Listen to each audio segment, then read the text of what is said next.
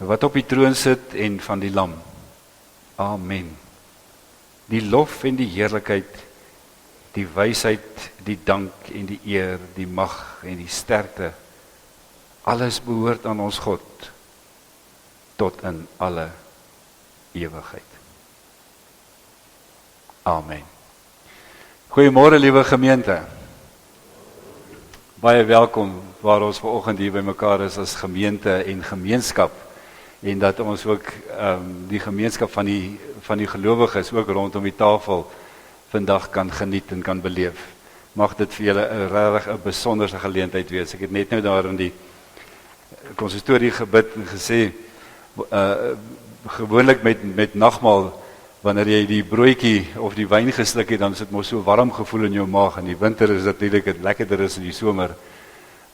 Maar daai gevoel is ook 'n gevoel van bewus wees van die Here se teenwoordigheid en van dit wat ons hier saam ook vanoggend gaan beleef. So my gebed is as jy vandag daai broodjie eet en hy so 'n bietjie souterig en jy sluk daai wyn, dat jy sommer net sal ervaar dat die Here hier teenwoordig is, dat hy elke dag by ons is en dat ons kan deel hê aan hierdie ongelooflike voorreg om nie net nagmaal te kan gebruik nie, maar om vergewe te wees en om 'n nuwe lewe te kan gaan leef in die wêreld. 'n Lewe wat vry is van straf en van vrees en van alles wat die ou wêreld en die ou lewe vergesel. Ek wil net graag 2 afkondigings onder die aandag bring. Ons gaan 'n jeugkamp hou hierdie jaar binnekort. En dan ook die pos wat geadverteer is daar, wat julle asseblief dan van kennis moet neem. En dan gaan ons môre aand daaroor gesels, maar ek sê solank vir diegene van julle wat belang daarbey het, ons gaan waarskynlik van volgende jaar af nie weer die nagmaal by Silverhof bedien dieselfde dag as dat ons hier nagmaal bedien nie, vanweë dinge wat verander het by Silverhof. Die gedagte is dat wanneer ek my maandelikse Bybelstudie by hulle gaan hou op 'n Dinsdag, dat ek dan met hulle nagmaal sal bedien. Dit is 'n beter geleentheid, dit is dan ook sommer waar hulle almal by mekaar is en dat daar gemeenskap van gelowiges ook dan by hulle is. Dis ook die atmosfeer is beter. Die Silverhof bestuur het vir ons gesê op Sondag, soos nou vanoggend, dan sit hulle nog in hulle kamers en hulle luister RSG en daar's eintlik nie regtig 'n atmosfeer wat gepas is vir dit nie. Maar ons sal nog verder daaroor gesels, maar dis maar net 'n gedagte wat ons op hierdie stadium het vir volgende jaar. Ek wil dit net graag vir julle sê, want daar's van julle ouers wat dalk daar bly, of dalk is dit julle self wat daar bly, wat daarbey geraak word. So, en as julle ander idees het, kom sê vir ons asseblief. Dit is wat vanaf die inwonerskomitee gekom het, toe ons vergader het. Liewe gemeente, ons het mekaar gegroet as gelowiges. Nou groet die Here vir elkeen van jou en van my en jou. Wees gegroet in die naam van Jesus Christus. Die een wat van die oertyd af voorspel is om te kom. Die een na wie verlang is deur al die eeue heen deur die Israeliete. Die een wat mens geword het en wat lyf gekry het en wat niks geword het, ten einde alles te kon word. Die een op wie ons hoop vestig. Die een wat weer sal terugkeer, eendag by die volëinding. Amen. Kom ons antwoord op hierdie wonderlike groet van die Here met Liedboek 219 vanaf vers 1 tot 3. Liedboek 219 vers 1 tot 3 as ons loflied vanoggend. Laat ons sing van ons verlosser. Kom ons sing dit al 3 verse as ons loflied. Yeah.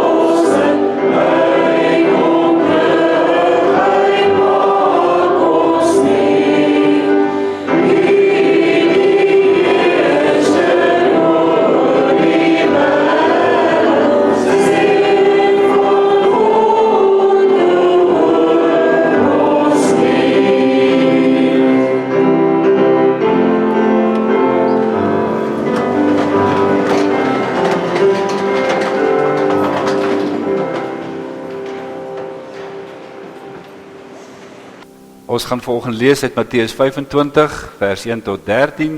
Het gaan oor die 10 meisies, strooi meisies, 5 dwaases en 5 wyses wat gereed moes wees. So ek wil graag hoor vra dat al die kinders sommer hier na vorentoe kom, die wat naby is of wil kom.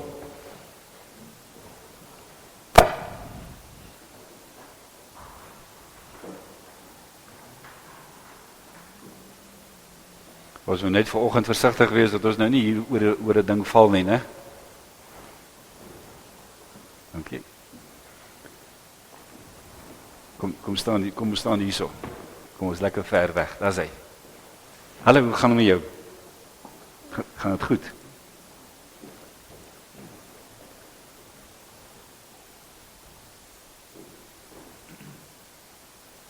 Goed. So het wie van julle het rugby gekyk? Almal rugby gekyk. Julle gesien, hulle gooi 'n muntstuk in die begin. Om te kyk wie gaan eerste speel, né? Nou, het julle gesien, dis 'n baie groot voordeel die wat eerste is, want hulle kan sommer inhardloop en begin speel. So as die ander span bietjie stadig is, dan kan hulle dalk 'n 3 druk voordat die ander span al op is. Werk dit so? Werk dit nie so nie?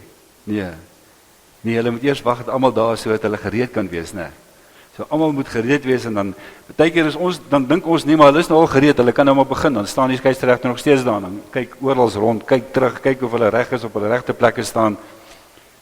En dan haak hy af en hy joh, maar dis dan hard. En dan begin hulle, né? Dit werk ook met atletiek so, né?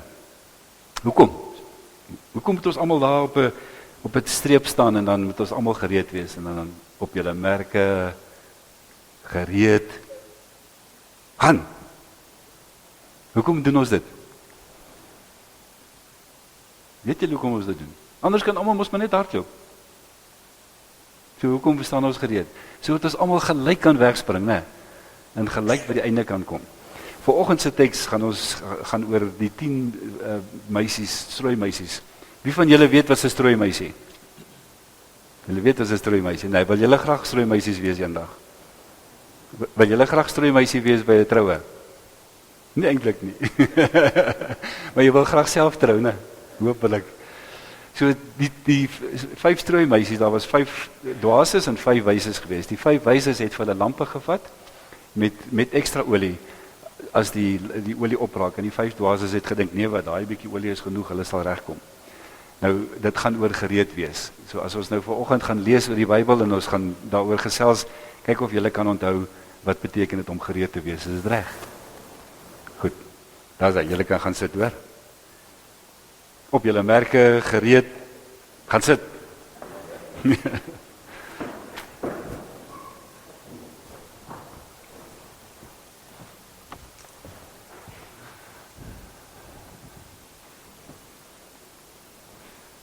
Ek het nie besef 'n vletjies is so hard nie, my ore tyd nou nog.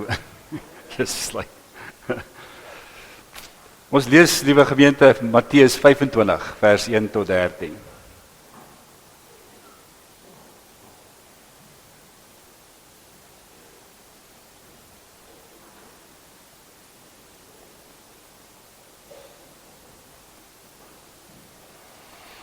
Matteus 25 vers 1 tot 13. Terwyl ons so met die Bybel oopsit, kom ons bid saam.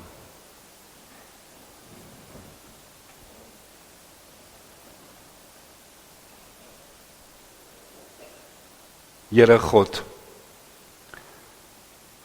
ons loof en ons prys U.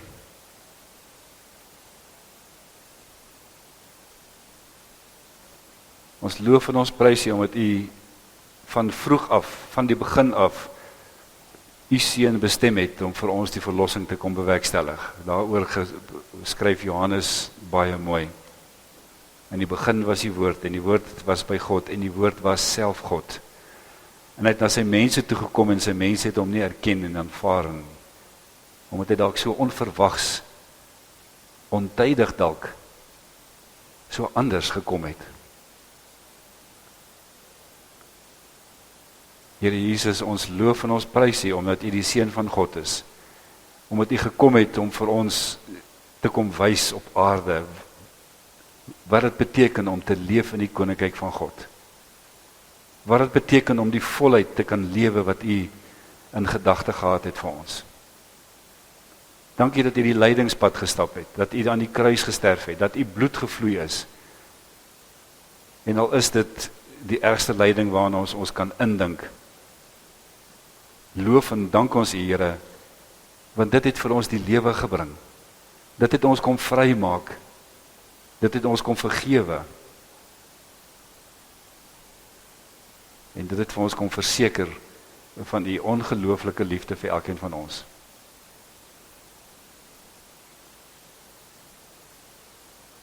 So, Here Jesus, baie dankie daarvoor.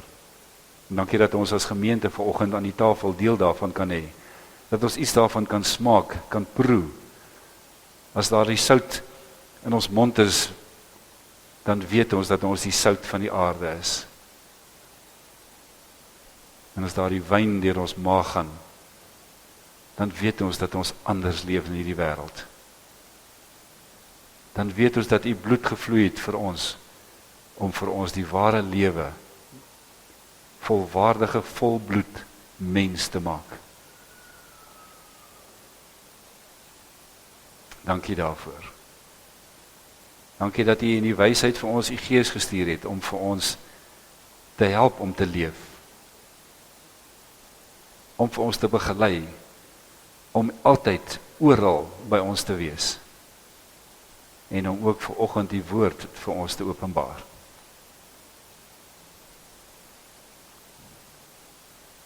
Gee, Here, dat U naam verheerlik sal word. Amen.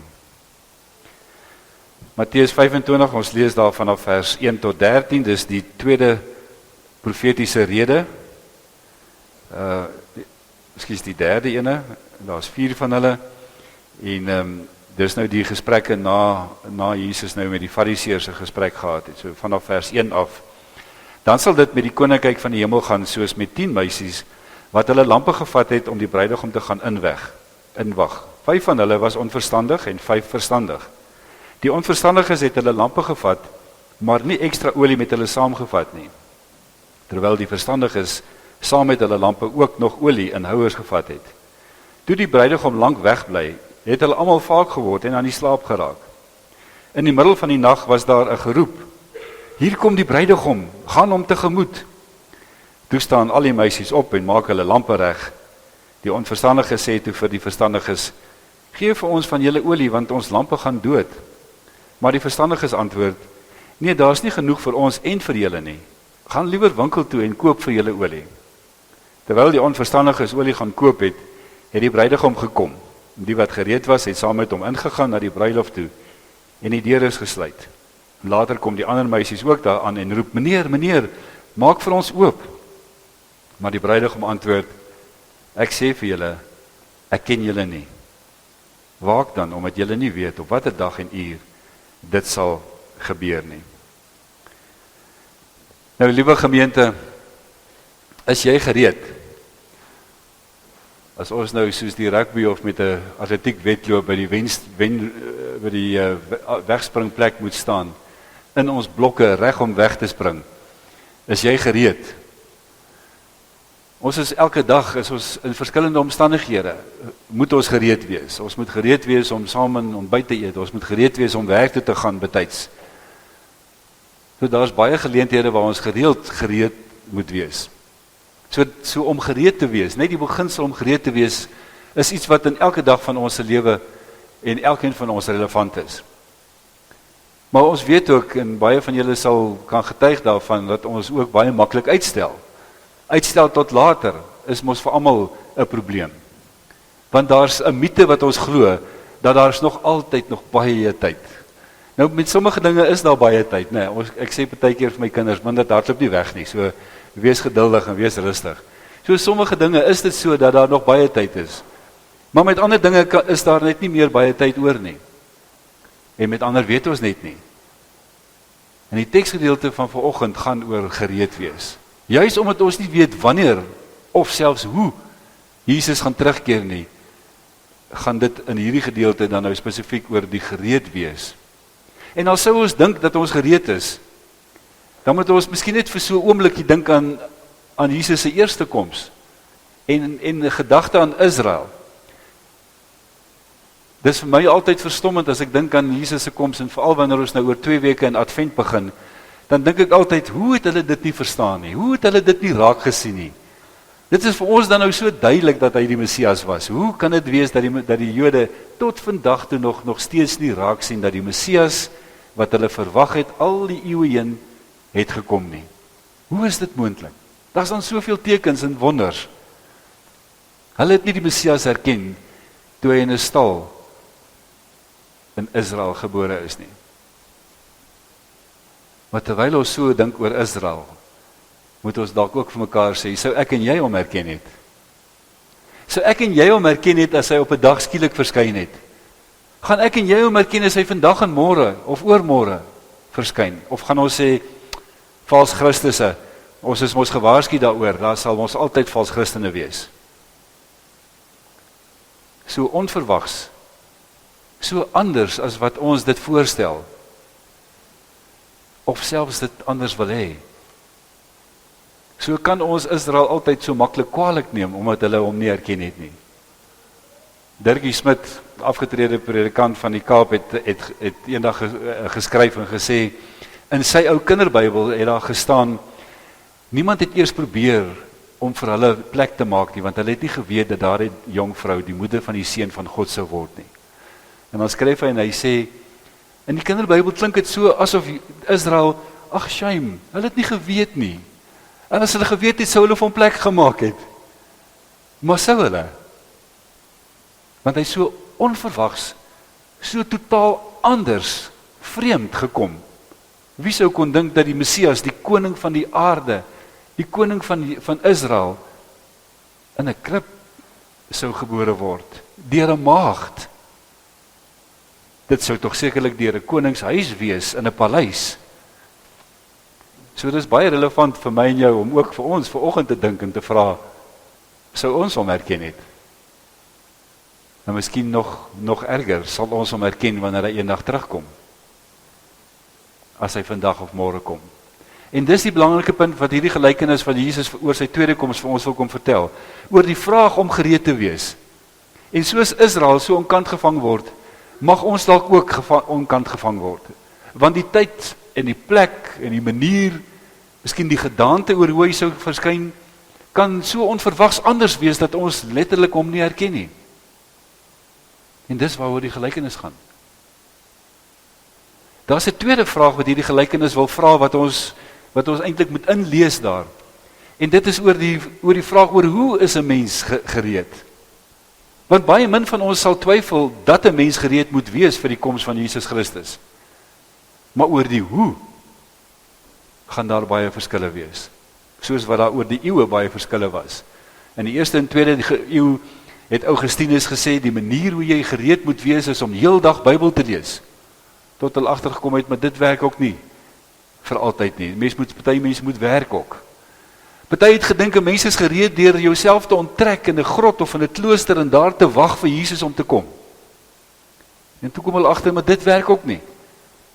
Want hoe lank moet ek nou daarin sit en moet daar nie dinge gebeur daar buite as deel van die koninkryk van God nie. Ander mense het weer gedink die manier om te wag en om die hoe van die gereed wees is om seker te maak dat ek allerlei klomp wette en reëls, amper soos die Fariseërs, moet nakom. Want so sal ek gereed wees en reg wees. Maar as ons die verhale van Jesus en sy gesprekke met die Fariseërs lees, dan kom ons agter, dit werk ook nie so nie.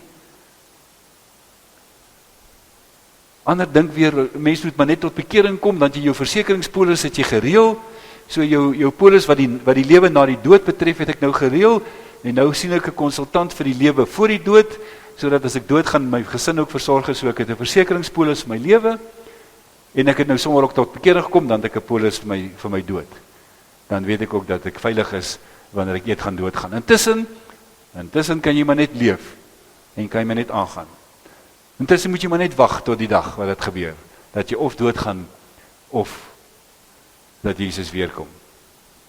Party mense probeer dit uitwerk, probeer die data in die Bybel vat en probeer dit met 'n dag en datum uit te werk. Hier in 2017, iewers in Mei maand, ek kan nou nie die datum onthou nie, was daar 'n man in Nelspruit wat geglo het dat die wederkoms, kom ons sê nou maar die 25ste. Hy het absoluut oortuig geglo dat die wederkoms gaan plaasvind 25 Mei 2017 en hy het op die 24ste alles verkoop wat hy het. En hy het die strate ingevaar en gesê, julle moet gereed wees, Jesus kom môre en hier is die bewyse.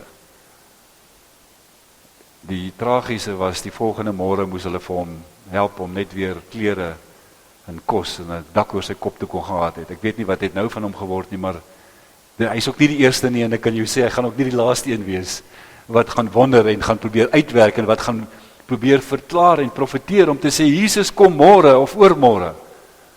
Met die draai van die jaar 2000, ek weet nie wie van julle kan onthou nie, maar was daar 'n groot vreesagtigheid om die wêreld gewees, want Jesus gaan kom die 1 Januarie 2000. En Jesus nou al 23 jaar later, né? Party mense wil vir God help om hierdie koms te voor te berei. Een Amerikaanse predikant skryf, I was part of the planning committee until I realized that God doesn't want me to plan his second coming, but to be part of the welcoming committee. Nou ja, party van ons wil God se werk amper oorneem, terwyl God eintlik vra dat ons net sal deel wees van die verwelkomingskomitee as hy weer kom. So liewe gemeente, daar's baie maniere hoe die kerkgeskiedenis en hoe mense oor die eeue en vandag nog probeer sê hoe jy moet gereed wees in hierdie tussentyd. Die veiligste is dat ons die Bybel moet vra oor hoe ons moet gereed moet wees. Dat die Bybel vir ons daardie antwoord gee. So die vraag waaroor ons vanoggend moet dink is ek gereed? En deel van daardie vraag is, wil ek gereed wees? Wil ek hê Jesus moet terugkom? Of pas dit my baie goed dat hy nou al 2023 jaar nou nog nie teruggekom het nie? En dat hy gaaf is so, en dat hy dit maar so moet hou asseblief.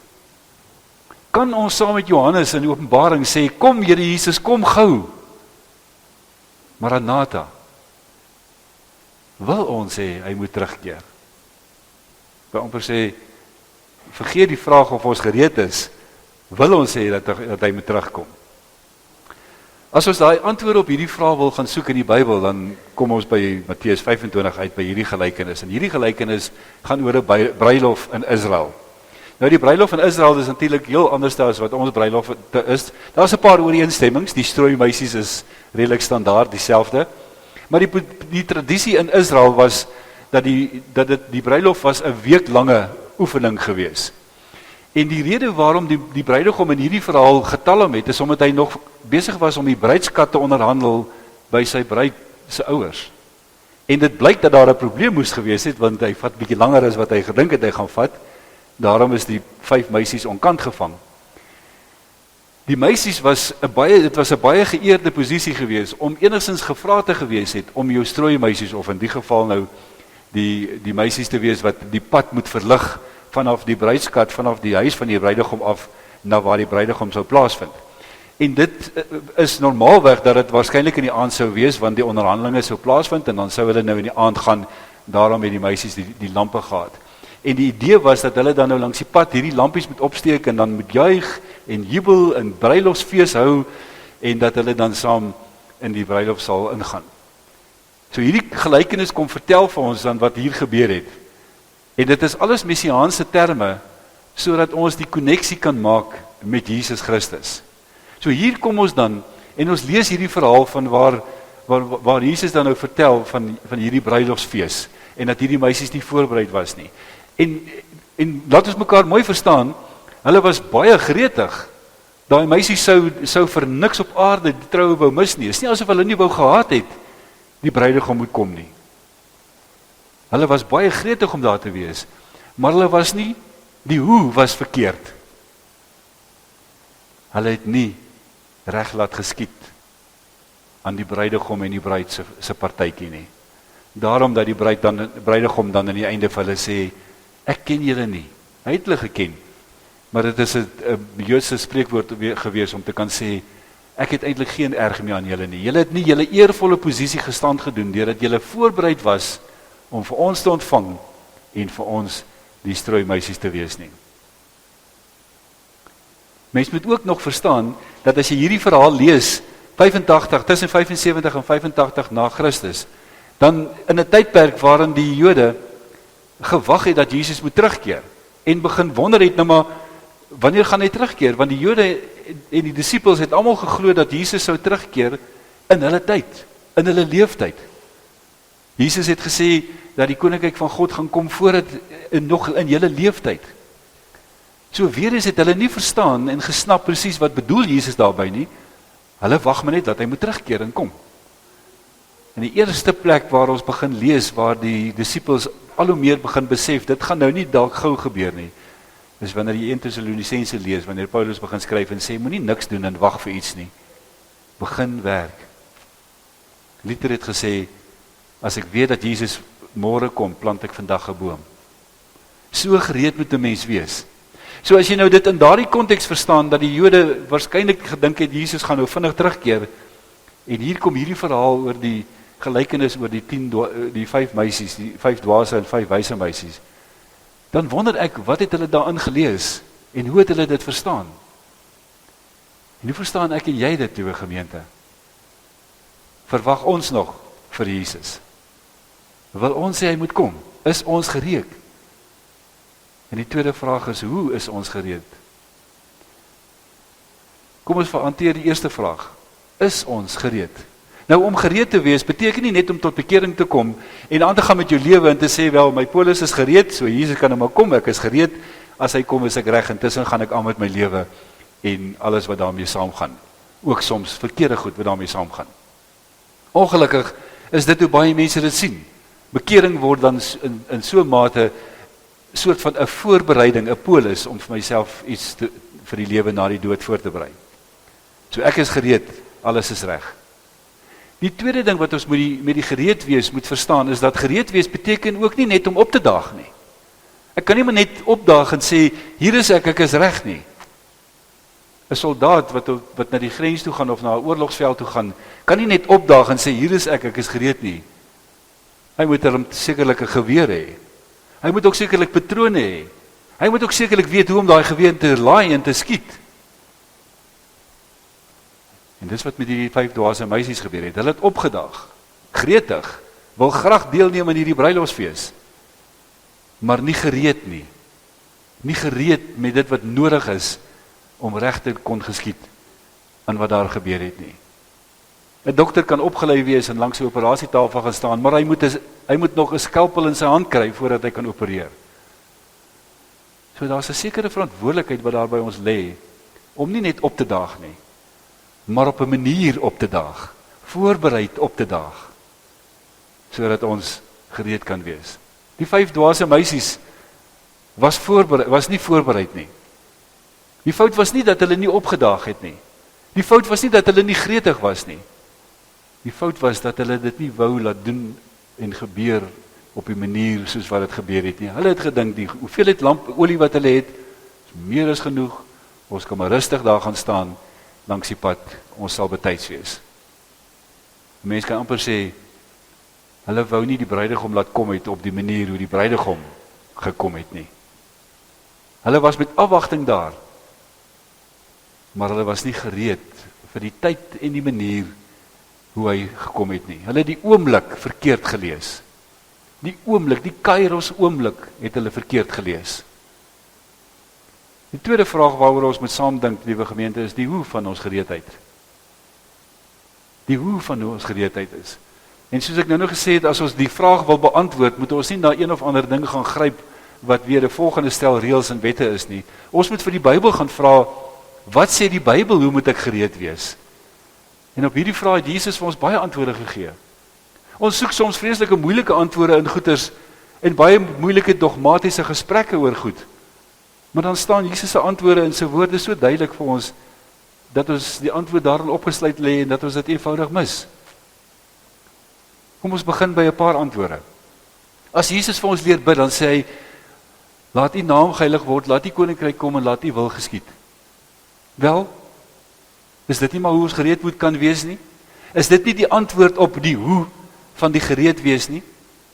Dat Jesus eendag gaan kom is verseker, of het in ons leeftyd gaan wees, weet ons nie. En of het nog 'n 2000 jaar gaan vat, dit weet ons ook nie. Maar ons weet dat ons in die tussentyd nie hoef te sit en te wag nie. Laat sy koninkryk kom. Nou ja, laat ek dan besig raak om sy koninkryk te laat kom. En hoe doen ek dit? Wel, kom ons gaan kyk weer na wat Jesus sê. Jesus sê ek moet sy wil geskied en sy naam geheilig. Hoe doen ek dit? Wat is die opsomming van die wet? Het een van die fariseërs vir Jesus gevra. En Jesus sê jy moet die Here God lief hê met jou hele hart, siel en verstand en jou naaste soos jouself. So kom ons wees vir ons laaste lief. Kom ons laat elke interaksie tussen mense iets weerspieël van die koninkryk van God. Laat elke tree wat ek gee in hierdie dorp iets weerspieël van die koms van Jesus Christus na hierdie wêreld toe. N.T. Wright skryf en hy sê dat daar kom Jesus nie eendag so groot op die wolke, want waar gaan hy op die wolke kom? Oral in dieselfde plek in dieselfde land, ons weet nie. Maar dalk bedoel Jesus nie letterlik ek gaan op die wolke kom nie. Dalk wil Jesus vir my en jou sê jy kan die koms aanjaag deur te doen wat ons moet doen. Dalk kan ek en jy Jesus se koms bespoedig deur sy opdragte uit te voer. Gaan wees lief vir die mense. Gaan skep vrede. Elke oomblik, elke kontak wat ek met iemand het, in die natuur, die manier hoe ek met die natuur omgaan, met my gemeenskap omgaan, daar waar ons kultuur skep, daar waar ons my kinders opvoed, waar ons speel, waar ons in die gemeenskap werk, daar waar ek leef, daar waar daar verhoudings in ons gemeente, in ons dorp is, daar moet ek die koninkryk van God laat kom. En op so 'n manier kom Jesus eintlik elke oomblik van elke dag. Onder mekaar, as gemeente, as familie. Ek hoor so baie van striwelinge en van gevegte en van oor en weer dinge wat ons mekaar sê, maar moet ons nie maar net daar begin nie. Van die hoe van ons gereedheid is, kom ons maak vrede met mekaar. As familie, as vriende, in 'n dorp. En kom ons wees lief vir mekaar. Ja, ons is almal sondaars. En ons almal maak foute. Jy ook. Ek ook. So kom ons wees net lief vir mekaar. En kom ons maak vrede. Kom ons laat elke kontak iets weerspieël van Jesus Christus se teenwoordigheid. En daar is so baie in die Bybel wat ons daaraan herinner. Die feit dat hy altyd oral by my is mos nou 'n herinnering om te sê, wanneer ek met jou in 'n geselskap is, wanneer ek en jy saam sit en kuier, dan is Jesus teenwoordig daar, want hy is by my en hy is by jou. Liewe gemeente, wat is sy wil vir my en jou? Kom ons gaan kyk in die Bybel. Gaan doen maar net wat Jesus vra. Die heel grootste gebod van alles is dat ons liefde teenoor mekaar bewys deur die manier hoe ons met mekaar omgaan. Dit help nie ons kom al die reëls van die samelewing en al die gebruike wat ons nou van onsself so oor jare heen by mekaar gemaak het na nie, maar ons mis die liefde nie. En die goeie gedrag teenoor mekaar nie. Dit help nie ek leef 'n perfekte lewe voor jou in jou oë nie, maar ek is mislik met jou nie. Want ek iets gemis van daardie groot gebod. In die volgende paar verse wat ons lees in Matteus 25 vanaf vers 34 kry ons dalk ook 'n paar antwoorde van hierdie. Hoe is ons gereed? Vers 34, dan sal die koning vir die aan sy regterkant sê, kom julle wat deur my Vader geseën is, die koninkryk is van die skepping van die wêreld af vir julle voorberei. Neem dit as erfenis in besit, want ek was honger en julle het my iets geëet om te eet. Ek was dors en julle het my iets gegee om te drink. Ek was 'n vreemdeling en julle het my gehuisves. Ek was sonder klere en julle het vir my klere gegee. Siek en julle het my verpleeg. In die tronk en julle het my besoek. En dan sal baie van ons, soos ook in hierdie verhaal, baie na die Here toe kom en sê, wat? Wanneer was ons daar gewees? Wanneer het ons vir u klere gegee? En wanneer het ons u in die tronk besoek? En wanneer het ons vir u iets gegee om te drink toe hy dors was. En dan sê Jesus in vers 42, ek was honger en julle het vir my niks gegee om te eet nie. Ek was dors en julle het my niks gegee om te drink nie. Dis nou vir die ander groepie. En dan eindig hy hierdie gelykenis en hy sê, dit verseker ek julle, vir sover julle dit aan een van hierdie geringstes nie gedoen het nie, het julle dit nie aan my gedoen nie. Julle sin, liewe gemeente, ons soek die groot antwoorde in sommetjies oor wanneer Jesus gaan terugkeer, maar hy kom elke dag in verskillende gestaltes, kom maak hy 'n draai by my en jou. En wanneer ek iemand nie water gee wat dors is nie help met klere nie, wanneer ek lelik was met iemand wat by my kom kuier het, wanneer ek mislik was omdat ek gespanne was oor wat ook al, dan het ek in 'n oomblik dalk die oomblik gemis van Jesus se teenwoordigheid. Dis moeilike woorde hierdie. Dis harde woorde. Want almal van ons was al in 'n situasie waarin jy nie gedoen het wat Jesus hier sê nie. En die punt is nie dat ons nou alles moet oorboord gooi en hier moet uitstap en nou maar net almal gaan help en dors water gee en koeldranke koop en alles nie. Die punt wat die gelykenis wil hê is dat ons sal verstaan waaroor gaan die hoe van ons gereed wees. Dit gaan nie daaroor dat ons nou vir al die boemelaars skielik nou klere en huise gee nie. Dit gaan daaroor dat ek elke kontak met 'n mens van waarde sal ag. Want dis die groot gebod. Dis daar waar ek Jesus ontdek en ontmoet. Dis daar waar ek hom laat kom, dalk in 'n ander ou se lewe. Wanneer ek hom iets kan laat ervaar van die koninkryk van God.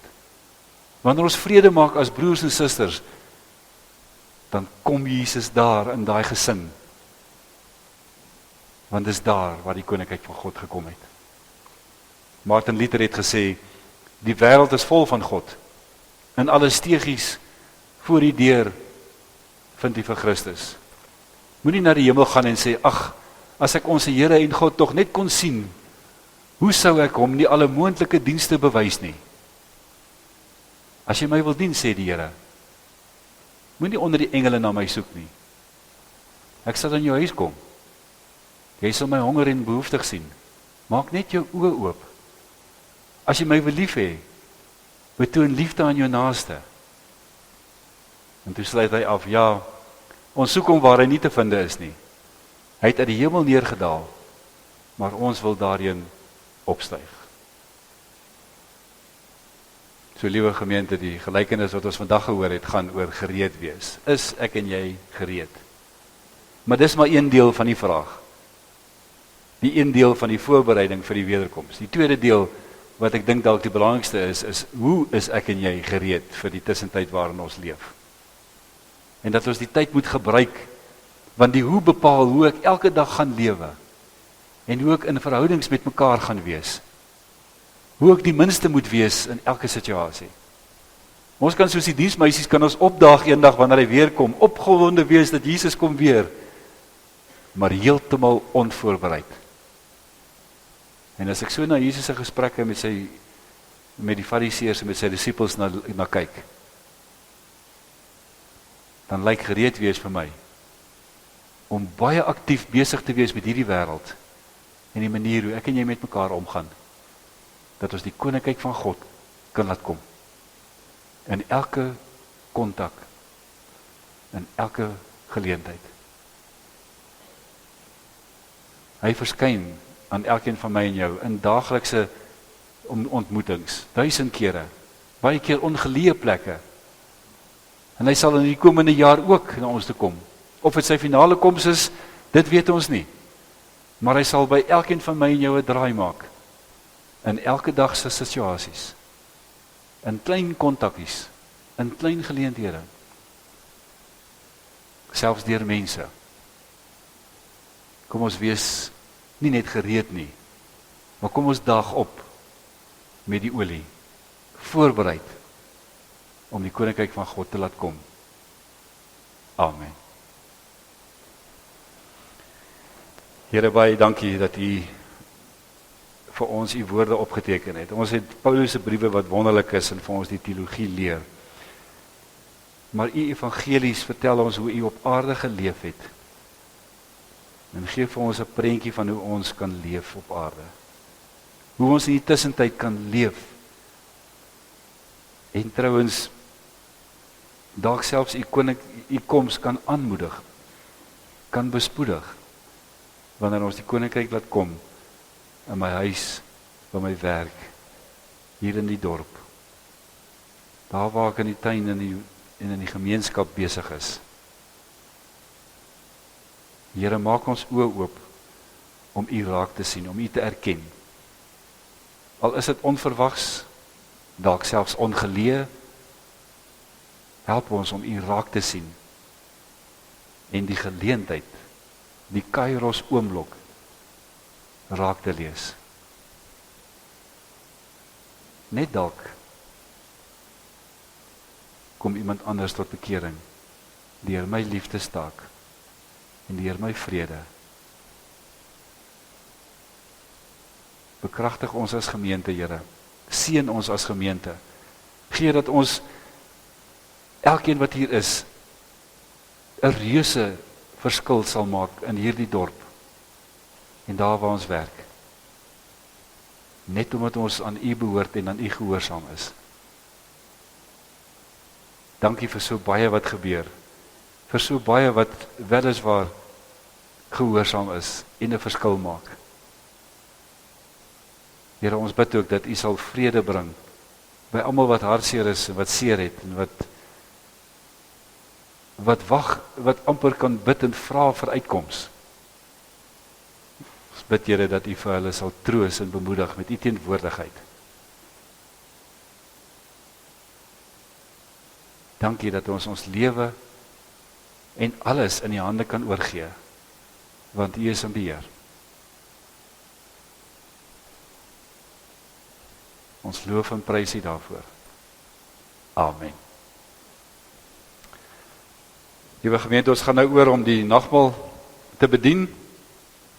Nagmaal is deur Jesus self ingestel. Julle weet dat hy in die nag waarin hy oorgelewer is, het hy saam met sy disippels gaan sit aan 'n tafel.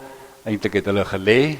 Dit is hoe die gebruik was aan 'n tafel, en het hulle saam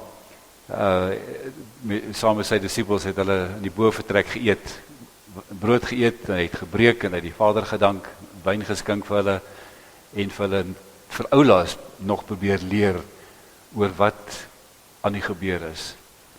Die nagmaal kan 'n mens in 3 tye verdeel. 'n Mens kan sê dis 'n terugblik op die verlede, dis redelik maklik. Daarom is dit 'n gedagtenismaaltyd. Dit help my om daaraan te dink en te herinner te word aan dit wat Jesus vir ons gedoen het, en die vreugde daarvan, al was dit met erge pyn en lyding vir hom, maar net die gedagtenis aan dit wat daar gebeur het, was vir my en jou. Was nie die normale manier, sommer net omdat dit gebeur het nie, of omdat 'n keiser ongelukkig was nie. Dis God se plan gewees, sodat ek en jy deur die gedagtenis daaraan herinner daaraan kan word dat dit vir ons is, en dat ons daardeur vergewe word en vrygespreek word en 'n nuwe lewe gekry het. Dis ook iets vir die hede. Dis iets vir nou. Die nagmaal doen iets aan my en jou nou. Dis in die eerste plek 'n waarborg. So dit waarborg vir my, soos wat in die ou dae die stempels met daardie rooi seels gestempel is dit 'n waarborg om te sê, dis my bloed en my liggaam vir jou. Dit was nie 'n vals Christus gewees wat daar ingestaan het nie, dis ek wat dit vir jou kom doen het. En ek het gedoen wat die Vader my kom stuur het om te doen. Dis 'n waarborg. Ons kan weet dat dit was en het gebeur vir ons. In die tweede plek is dit 'n gemeenskapsmaaltyd. In ander woorde, die feit dat ons saam eet, soos wat ek en jy op 'n Sondagmiddag sou saam eet en saam sou kuier, so is dit 'n gemeenskapsmaaltyd. Ons moet eintlik almal aan die tafel moet kon sit, maar dis nou prakties nie altyd moontlik nie, maar dit is 'n gemeenskapsmaaltyd, en daarom is ons almal saam as gemeente by mekaar, en daarom, liewe gemeente, moet ons met mekaar vrede hê, voordat ons saam sit en saam eet, want ons gaan net nou aan mekaar se hande vat, en saam bid, vir hierdie ete, wat ons gaan saam eet, en dan moet ek vrede met mekaar hê. Dis een van die groot tekens van die nagmaal. Paulus skryf en hy sê, as jy weet dat jy iets het teen jou broer, Gaan los jou dankoffer net daar. Jy moenie eens die nagmaal gebruik nie, gaan maak reg met jou broer voordat jy aan die nagmaalstafel kom sit. Dis 'n gemeenskapsete. Die derde plek is dit 'n toewydingsfees. Dis iets waaraan ek, wanneer ek dit proe, wanneer ek dit eet, dan is dit 'n herinnering vir my om weer vir my te sê, ja, dis vir jou, gaan leef daarvolgens, gaan maak soos hy gevra het, gaan wees lief vir mekaar, en gaan leef hierdie lewe uit. Dis 'n toewydingsfees, waarin ek myself weer hertoewy, elke keer aan Christus. En dan is dit 'n vreugdefees. Nou, hierdie vreugde karakter het al oor jare bietjie verdwyn, want die seer en die ergheid van Jesus se lyding is erg. Dit was regtig erg geweest. Maar die resultaat daarvan was vreugde. En die formulier sê, al was dit soveel pyn, die uitkoms daarvan is soveel vreugde. Daarom is dit 'n evangelion, daarom is dit die goeie nuus van Jesus Christus, want ek het gekom sodat jy die lewe kan hê, normale, volwaardige, vol lewe kan hê. Gaan leef. Dis deel wat die nagmaal se boodskap ook vir my en jou is daardie vreugdefees. En dan kyk die nagmaal ook na die toekoms, dit wat ons vandag gehoor het oor Jesus se tweede koms. Die nagmaal kyk uit na 'n toekomsverwagting. Die nagmaal sê, soos wat ons nou die broodjies eet, gaan ons eendag saam met die diensmeisies 'n groot fees en 'n maaltyd hê. En fees vier wanneer Jesus Christus terugkom na hierdie aarde toe. Wanneer die bruidegom terugkom en sy bruid toe kom haal en ons gaan 'n bruilof hou. So dis 'n toekomsverwagting. Dis amper 'n voorsmaakie van dit wat op ons wag. En dis waarvoor die tekens hier staan, liewe gemeente. Dis wat dit beteken om in die nagmaal deel te hê. So wanneer ons vandag dit drink, dan is die nagmaal 'n uitnodiging vir my en jou, om nie net ons verlossing te vier nie, dit ook, maar om verseker te wees daarvan, dat ek mag dit toeëien. Ek mag sê, ek is 'n kind van die Here, ek het die ewige lewe, die volle lewe en die volheid daarvan, omdat Jesus dit vir my kom gee het. Nie omdat ek het iets gedoen het daaromtrent, nie, ek kan nie, maar omdat hy dit alles gedoen het en dit vir my kom gee het. Dis bedoel om ons geloof te versterk.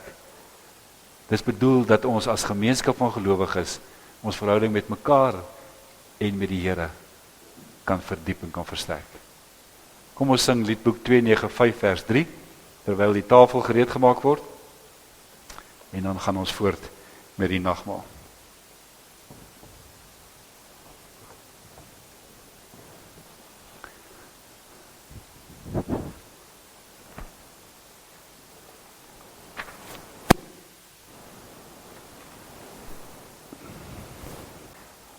U het nou 'n geleentheid om vir Here dankie te sê met jou dankoffers. Baie dankie. As julle hier wil sit, julle welkom, anders kan julle maar gaan sit. Ek gaan weer daarna boontoe. Baie dankie dat julle hier was.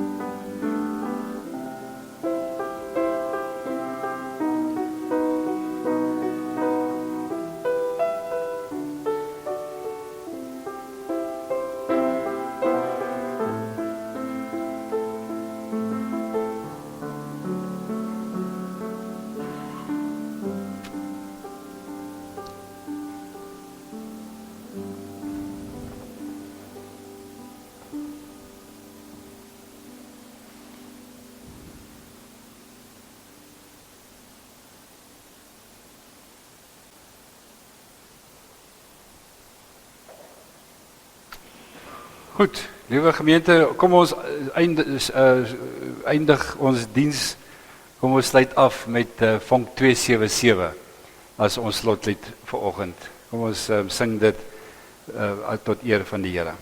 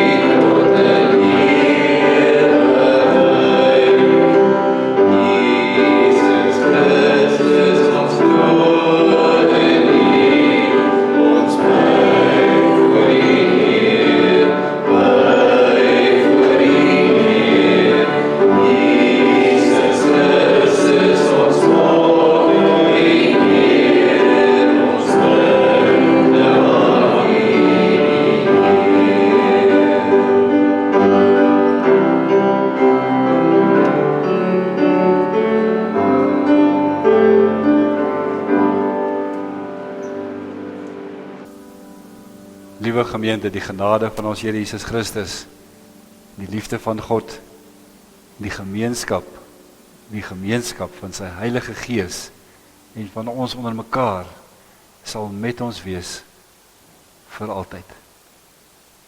Amen.